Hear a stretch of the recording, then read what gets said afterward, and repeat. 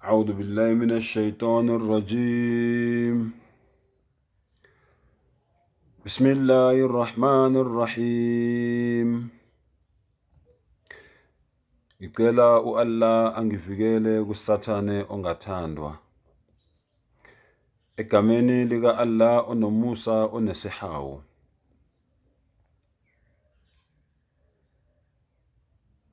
Innal hamdalillah. Ngempela udumo lonke lufanele u-Allah yena yedwa. Wa ashhadu an la ilaha illa Allah wahdah. Ngiyafakaza futhi ukuthi akekho onelungelo lokukhonzwa ngaphandle kuka-Allah oyedwa, la sharika la, akanabalingani, akanayifaniso, akanabancedisi.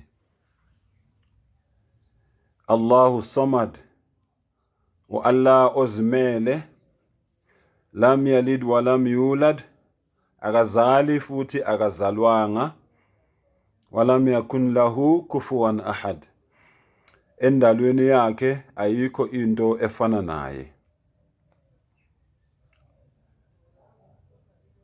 Assalamu alaikum wa rahmatullahi wa barakatuh. Ukuthula makube kini nonke, nomusa kaMdali nezibusiso zikaMdali, umdala weinsuku, umenzi wethu, umvelinqangi. Konke lokho sengubalile kuhambe nani nonke. Ngithembe ukuthi le video le engiyenzayo la kusigeqa amagula izosiza abantu abaningi, izodlondlobala iSouth Africa yonke, if not iAfrica yonke, if not umhlaba wonke, ngoba abantu bayadinga ukusizakala. Ngithembisile ngathi kwivideo elandelayo ngizobe ngikhuluma ngamazwi nje aphuma kuJesu yena yedwa, yena qobo lwakhe, ukuze wonke umuntu obukela le video, ngithi mangikhuluma ngithi encwadini ethize athathe iBhayibheli lakhe naye avule, kungabi sengathi ngizikhulumela into ephuma kimi. Ngizokushiyela inamba zami ukuthi uma ngabe ukuthi lento engiyikhulumile awuyithole eBhayibhelini, ungifonele ungitshele uthi mfana kaMbatha uthe ivesi elithize lithi eBhayibhelini angilitholi, sizokhona ukuthi bese siyayilungisa, ngoba phela nami ngumuntu, amaphutha ngiyawenza. Ake ngiqale ngokubingelela isizwe sase-Afrika noma izwekazi lase-Afrika.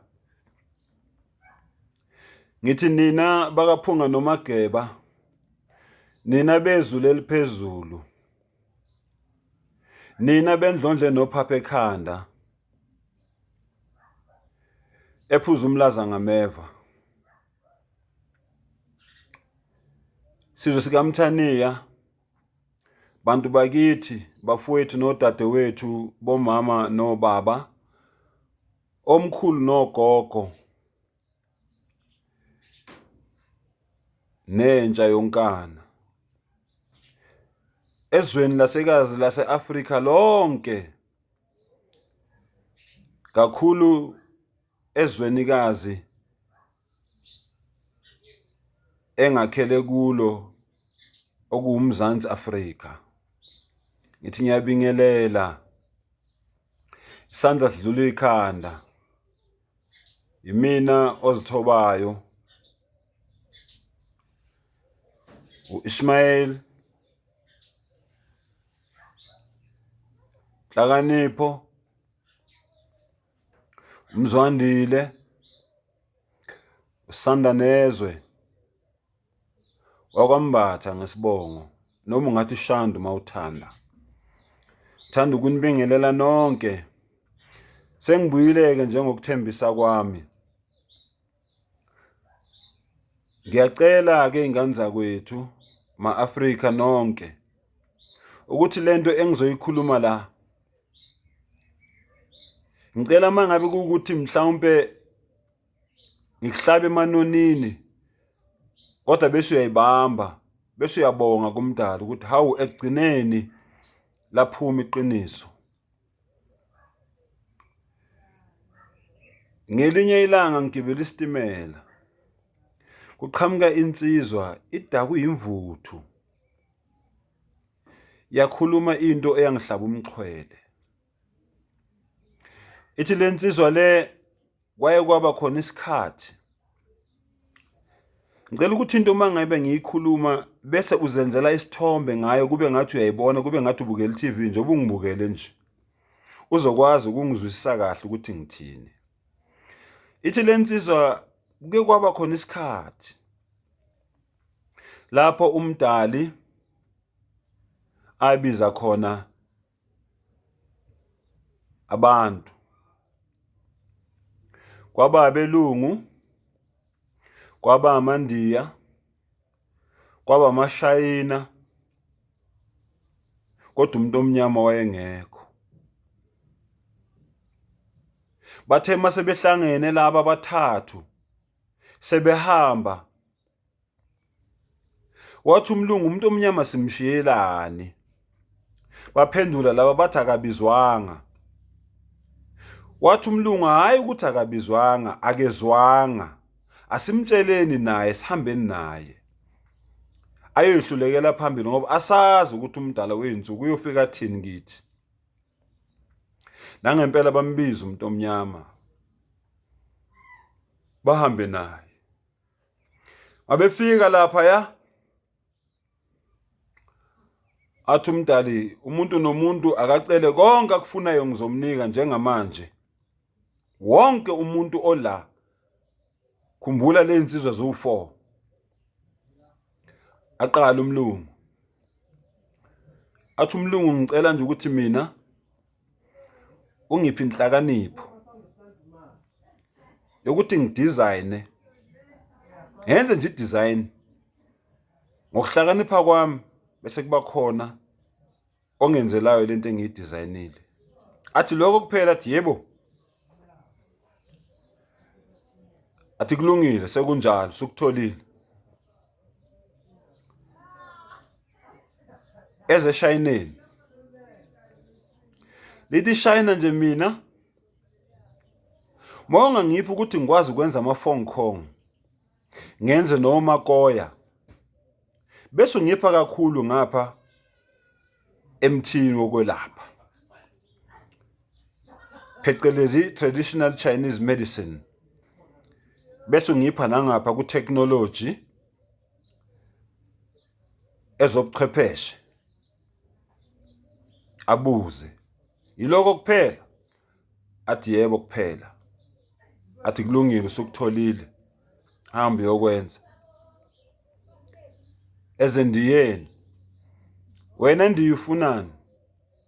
Lithi ndiya nje mina mawungangipha nje ukuthi ngibe yikuruku, mawungangipha nje ukuthi ngibe yisigebengu, ngikwazi ukumanipulate abantu, ngikwazi ukuqamba amanga abantu bangaboni kodwa ukuthi ngiqamba amanga, ngiphile nje mina ngalokho. Ngithi noma ngikhuluma nomuntu angilalele kodwa ngibe ngazi ukuthi ngimqambela amanga. Athi lokho kuphela? Athi yebo yibo. Athi okay, usukutholile-ke nawe kodwa ukufunayo. Kuzwe kithi-ke thina ndle emnyama, bafowethu ngiyanicela,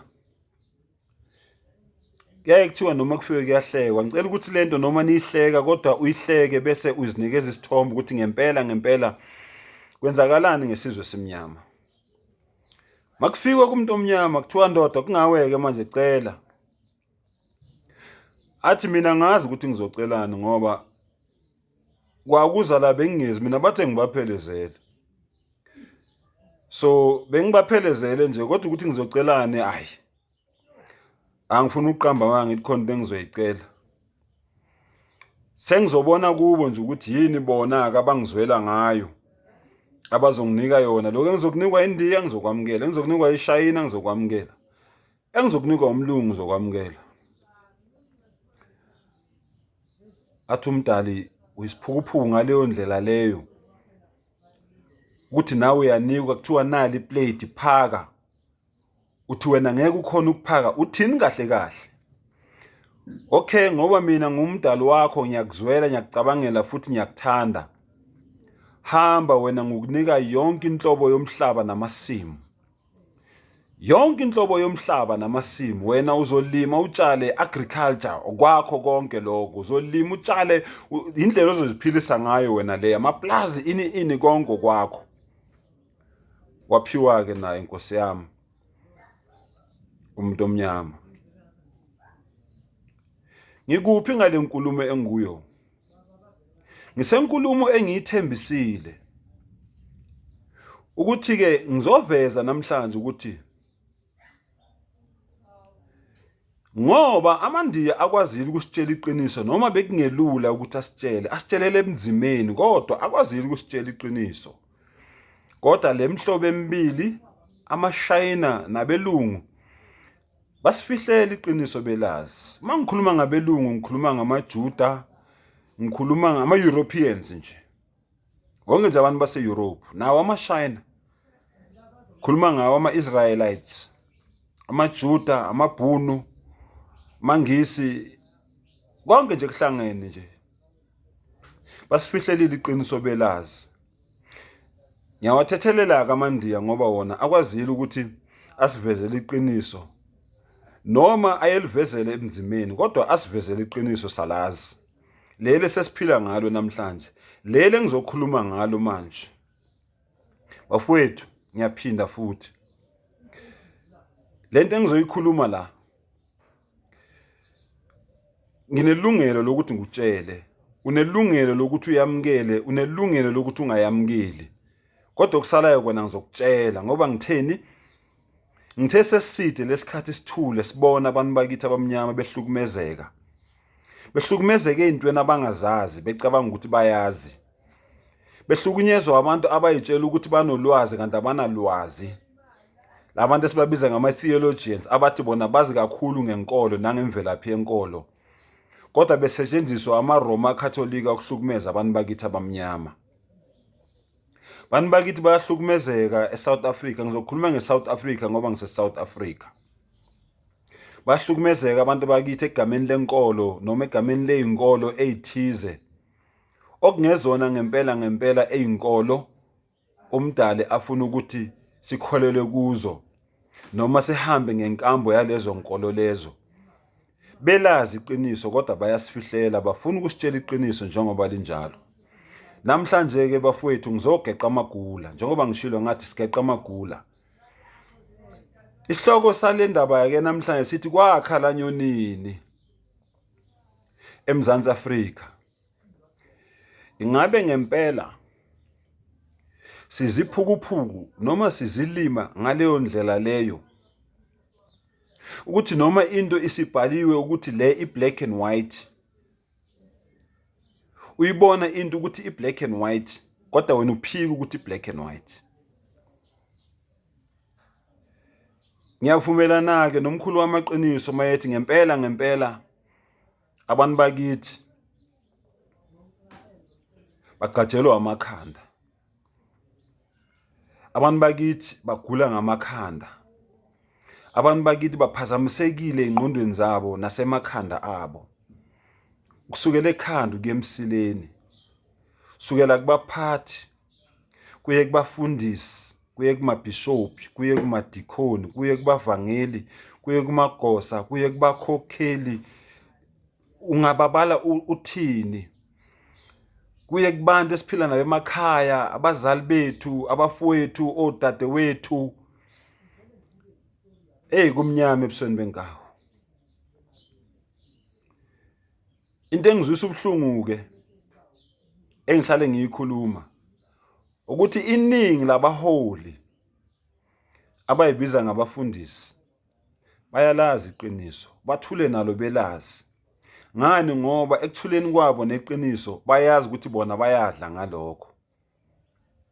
Mina ke namhlanje ngiyawageqa lawo magula, ngiyawaveza lawo maqiniso, ukuthi lezi zimvu lezi, mpholi wami, mphathi wami, mfundisi wami oyiholayo, zilazi iqiniso ukuthi wena awuyiholi ngeqiniso, kodwa uyihola ngenkohliso, kodwa iqiniso uyalazi.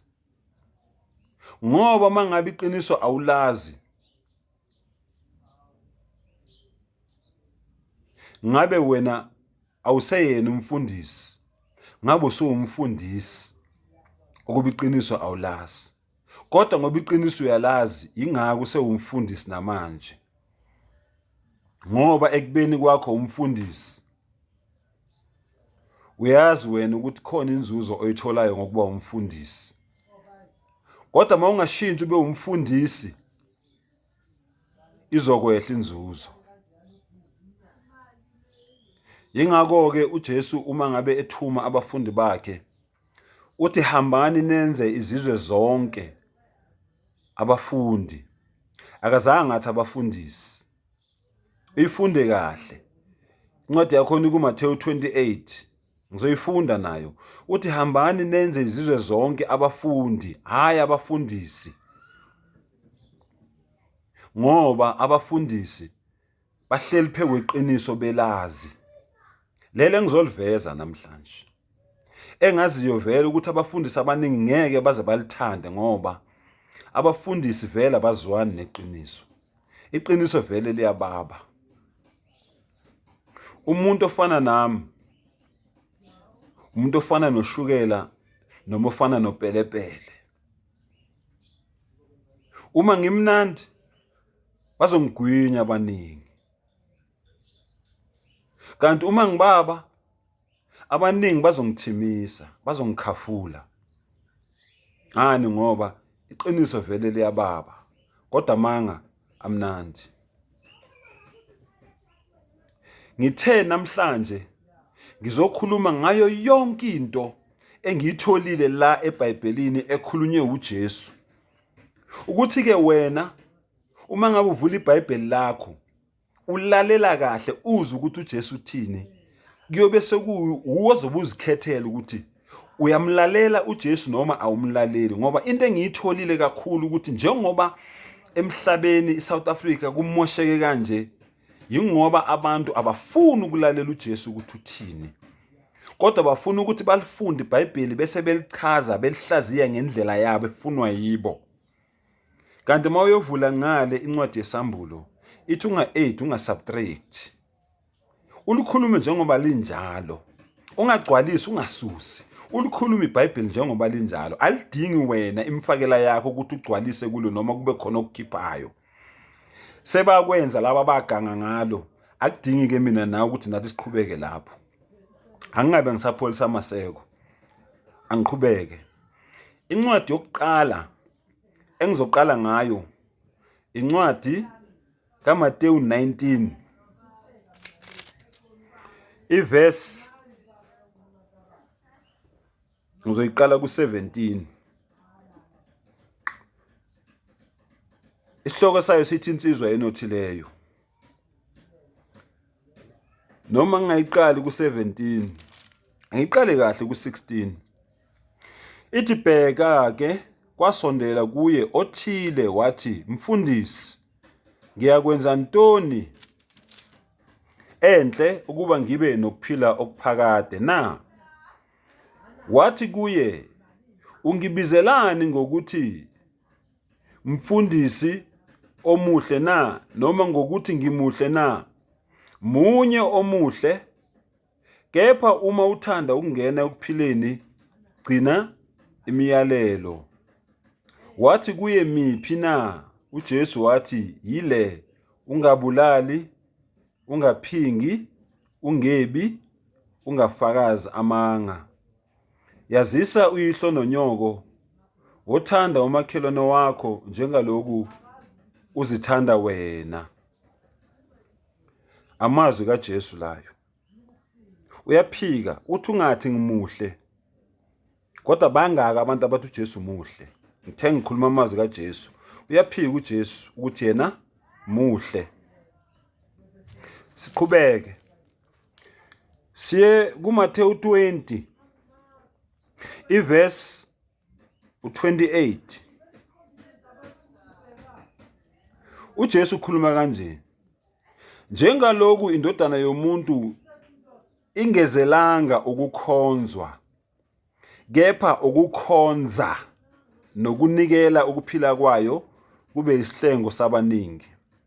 Njengalokhu indodana yomuntu ingazelanga ukukhonzwa, kepha ukukhonza nokunikela ukuphila kwayo kube isihlengo sabaningi. Wena okhonza uJesu uyakutshela ukuthi akazelanga lokho. Qalela ukucabanga ukuthi kusukela manje uzokwenza njani ngale nkulumo kaJesu. uMateyu 20 uye lapha kuverse 28. Siqhubeke.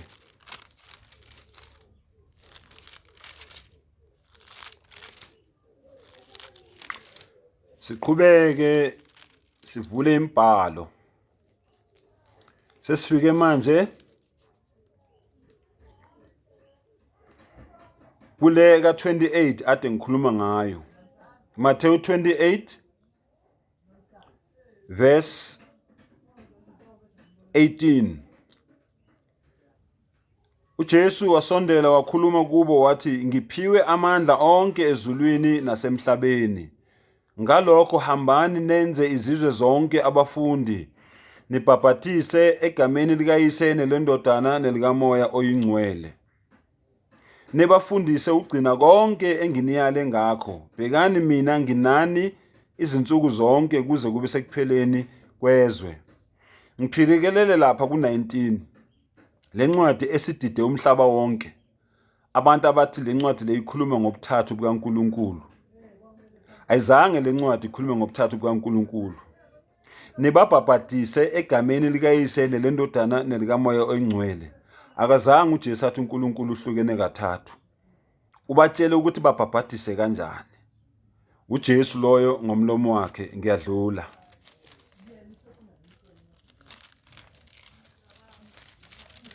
Incwadi elandelayo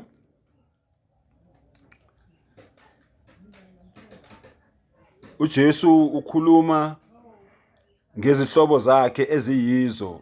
Incwadi kaMarko 3 kuverse 35. Noma singayiqala kuverse 34. Waqalaza ebuka ababehlezi bemphahlile wathi, bhekani nangu umame nabafowethu. 35. Ngokuba owenza intando kaNkulunkulu nguye umfowethu nodadewethu. Owenza intando kaNkulunkulu nguye uNkulunkulu nodadewethu nomame. uJesu akathi okholwa ukuthi mina yinkosi nomsindisi, kodwa uthini? Owenza intando kaNkulunkulu nguye umfowethu nodadewethu. Thina namhlanje sikhuluma ngoJesu. Incwadi elandelayo incwadi ekaLuka, uLuka 7.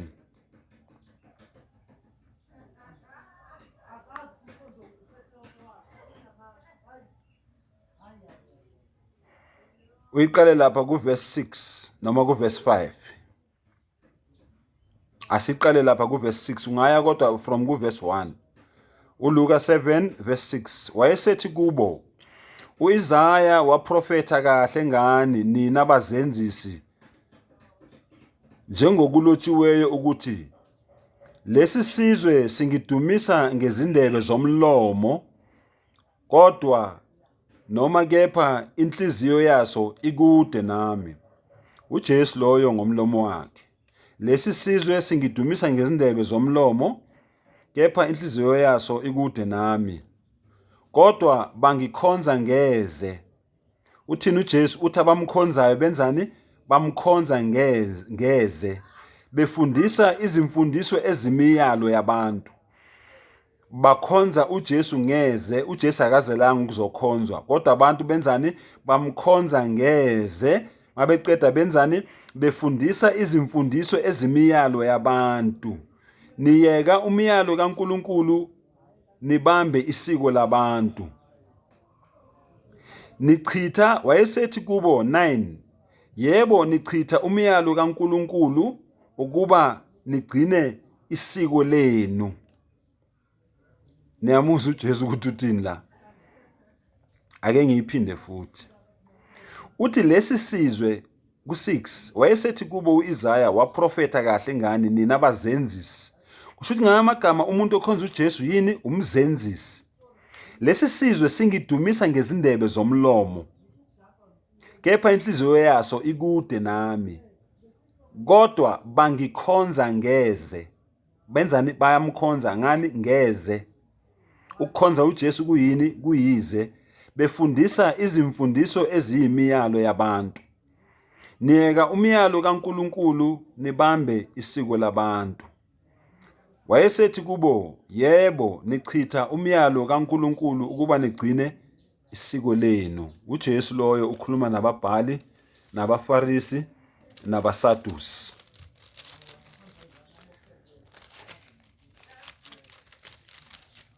Ngiyethemba lamazwi ayangena kubantu. Mawufunda lapha kuMarko 10 verse 45. Ngokuba nayo indodana yomuntu ayizelanga ukukhonzwa, kepha ukukhonza nokunikela ukuphila kwayo kube isihlengo sabaningi.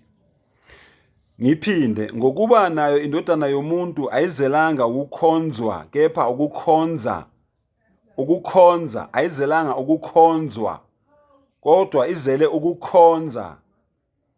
Ikhonze bani? Omthumileyo, uNkulunkulu. Nokunikela ukuphila kwayo kube isihlengo sabaningi. uJesu loyo ngomlomo wakhe akazelanga ukukhonzwa, kodwa uzele ukukhonza. Sikhulumile ngomyalo wokuqala, ngizowuphinda futhi. Ngikhulumile kwivideo edlulile. Kwase kusondela nguMarko 12 manje ngiqala ku28. Kwase kusondela omunye wababhali owayebezwile bebuzana eqonda ukuthi wayebaphendule kahle, wambuza wathi, ngumuphi umyalo wokuqala kuyo yonke na? 29. uJesu waphendula wathi, owokuqala ngowokuthi, yizwa Israyeli, inkosi uNkulunkulu wethu yinye. Inkosi uNkulunkulu wethu yinye. Sikhuluma manje ngobunye bukaNkulunkulu, noJesu uyabufakazela ubunye bukaNkulunkulu. Wena-ke okhonza onkulunkulu abathathu, uyazazi wena ukuthi ukhonzani.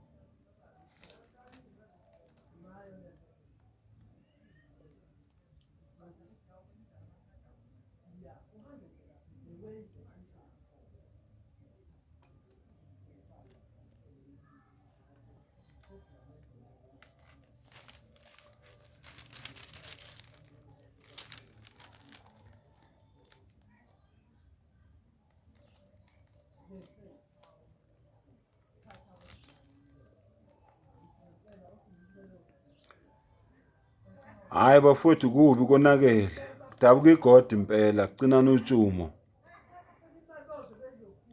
Ngoba ngifuna ukuthi abantu bazi kahle, bezwe kahle ukuthi badukiswe kanjani emhlabeni.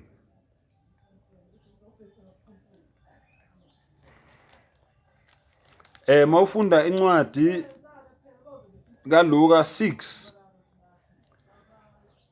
sizoyiqala lapha ku verse 20. Wayesephakamisela amehlo akhe ngakubafundi bakhe wathi, nibusisiwe nina bampofu ngokuba umbuso kaNkulunkulu ungowenu. Abampofu hayi abacebileyo. Abanjani? Abampofu, umbuso kaNkulunkulu ungowabo. Wena-ke ocebile wozaziyo ukuthi umephi nombuso kaNkulunkulu. Nibusisiwe nina abalambileyo kaloku ngokuba niyakusuthiswa. Nibusisiwe nina abakhalayo kaloku ngokuba niyakuhleka. Nibusisiwe nxa abantu benizonda, nxa benicwasa, benithuka, benilahla, belilahla igama lenu ngokungathi libi ngenxa endodana yomuntu. Thokozani ngalolo suku nixhume ngokuba bhekani umvuzo wenu mkhulu ezulwini ngokuba oyise babo benze njalo kubaprofeti. Lento abantu abayenzayo abakhulumela uJesu izinto ezingekho, uJesu utshela abafundi bakhe ukuthi akuqali ngabo labantu laba. Noyise babo ababazalayo benze njalo kubaprofeti. 24 Kepha maye kinina bacebileyo ngokuba niyamukele induduzo yenu. Maye kinina basuthiyo kaloku ngokuba niyakulamba. Maye kinina bahlekayo kaloku ngokuba niyakulila nikhale. Maye kunina nxa abantu bonke bekhuluma kahle ngani ngokuba oyise babo benze njalo kubaprofeti bamanga. Kepha ngithi kini enizwayo, thandani izitha zenu, nenze okuhle kwabanizondayo, nibusise abaniqalekisayo, nibakhulekele abanidumazayo. Okushaya esihlathini mnike nesinye, nokwaphuca ingubo ungamnqabeli nebhanti. Muphe yilo nalo ocela kuwe ngokwaphuca okwakho, ungabuyi ukubize kuye. Njengaloku nithanda ukuba abantu benze kini, yenzani njalo kubo. Uma nithanda abanithandayo, ninakubongwa kunina ngokuba nezoni zithanda abazithandayo. 33 Ngakho uma nenza okuhle kwabenza okuhle kini, ninakubongwa kunina ngokuba nezoni zenza khona lokho. uJesu loyo ngomlomo wakhe uthi maniqala nikhuluma iqiniso bazanizonda. Injalo-ke indaba. Asiqhubeke.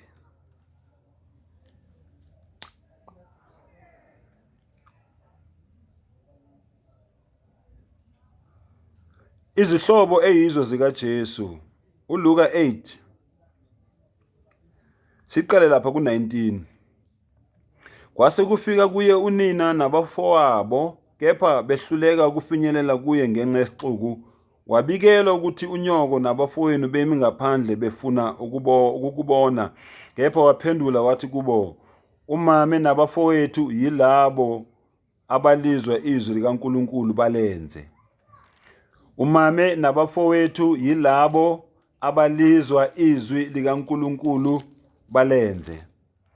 Mawulalela lo mbhalo, uJesu akakhathalele ukuthenjwa. Uma wakhe mangabe engalenzi izwi likaNkulunkulu akayena uma wakhe. Uma ungalenzi izwi likaNkulunkulu awuyena umfowabo kaJesu. Zibuzeke wena owenza yonke lemgilungwane yaziwa uwe la uyenza khona, ukuthi uJesu uthini ngawe. uJesu uyamdumisa uyise. Matthew 10 verse 21. Ngasona leso sikhathi wathokoza ngomoya ongcwele wathi, ngiyakubonga Baba, Nkosi yezulu nomhlaba. Awu Nkosi yami, akayidumisi yena kodwa udumisa uNkulunkulu, okubonisa ukuthi naye uwumuntu njengathi sonke esiphila emhlabeni, uyadumisa naye njengoba nathi sidumisa sithi alhamdulillah, Allahu akbar. Udumo lonke lumfanele umvelinqangi uAllah. uAllah uphakeme, uAllah mkhulu kakhulu. NoJesu naye uyadumisa. Ngiyakubonga Baba, Nkosi yezulu nomhlaba, ngokuba ukufihlile lokho kwabahlakaniphileyo banokuqonda, wakwambulela izingane. Yebo Baba, ngokuba kwaba kuhle phambi kwakho ukuba kube njalo. 22 Konke ngikunikeziwe nguBaba. Akekho owazi ukuthi indodana ingubani kuphela uyise, nokuthi uyise ungubani kuphela indodana, nalowo indodana ethanda ukumambulela yena. Waphendukela kubafundi bebodwa wathi, abusisiwe amehlo abona enikubonayo, ngokuba ngithi kini baningi abaprofethi namakhosi ababethanda ukubona enikubonayo abakubonanga, nokuzwa enikuzwayo abakuzwanga.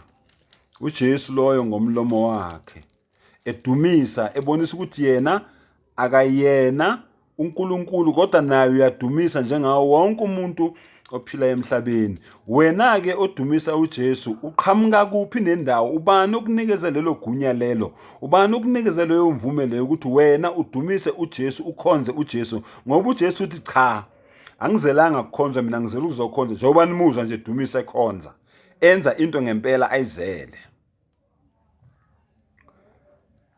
Luka 12 siqale kuverse 1. uJesu uxwayisa abafundi bakhe